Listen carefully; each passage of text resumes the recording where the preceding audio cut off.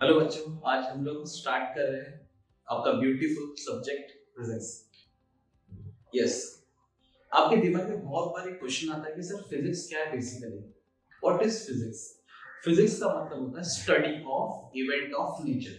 Nature में होने वाला इवेंट, उस इवेंट को हम लोग समझते हैं with the help of physics के लॉज। फिजिक्स का लॉ हम लोग को हेल्प करता है उस इवेंट को समझने के लिए। और बेस्ट एग्जांपल आपने रेनी सीजन में रेनबो बनता हुआ देखा रहेगा, तो देखा है सर। उस रेनबो का फॉर्मेशन क्यों हुआ, उसका आंसर हम लोग को फिजिक्स के थ्रू मिलता है। यस बच्चा, फिजिक्स के थ्रू मिलता है। तो व्हाट इज फिजिक्स? फिजिक्स का मतलब होता है study of event of nature. Nature में होने वाला कोई भी इवेंट, उस इवेंट का आंसर आपको कौन देता है? फिजिक्स देता है।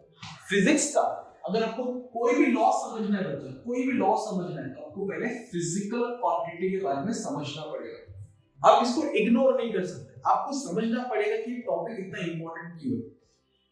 अब मैं आपसे एक सिंपल क्वेश्चन पूछता हूँ। अगर मैं आपसे बात करूं मेरे हाइट के बारे में, क्या आप मेरा हाइट मेजर कर सकते हो? तो आप बोलोगे यस सर, हमारे पास मेजरिंग टेप है। आप मेरे बॉडी का टेम्परेचर मेजर कर सकते हो? यस सर, टेम्परेचर मेजर करने के लिए थर्मोमीटर है। क्या आप मेरा स्माइल चेक कर सकते हो? आंसर आएगा नो, क्योंकि कोई डिवाइस अवेलेबल नहीं है। सॉरी, क्या आप ये चेक कर सकते हो कि कौन कितना डिप्रेस है? नहीं, कोई इंस्ट्रूमेंट अवेलेबल नहीं है। तो जिस क्वांटिटी का इंस्ट्रूमेंट अगर अवेलेबल ना हो, उस क्वांटिटी को हम लोग बोलते हैं नॉन फिजिकल क्वांटिटी। और जिस क्वांटिटी का डिवाइस अवेलेबल हो, that quantity is called physical quantity. समझा? अब बोलोगे सर ये फिजिक्स से कैसे कनेक्ट हुआ? मैं आपको समझाता हूं। आप लोग ने एक लॉ पढ़ा है, ग्रेविटेशनल लॉ, बराबर है? तो आपने ग्रेविटेशनल लॉ में पढ़ा था F equal to capital G m1 m2 upon r square. अगर आपको ग्रेविटेशनल लॉ समझाना है या आपको मुझे बताना है या आपको डिस्कस करना है, तो आपको ये सारे टर्म्स चेंज करें। दो ऑब्जेक्ट के बीच में कितना फोर्स ऑफ अट्रैक्शन है, वो पता लगाने के लिए आपको दोनों का मास पता लगाना पड़ेगा। उसके लिए डिवाइस चाहिए।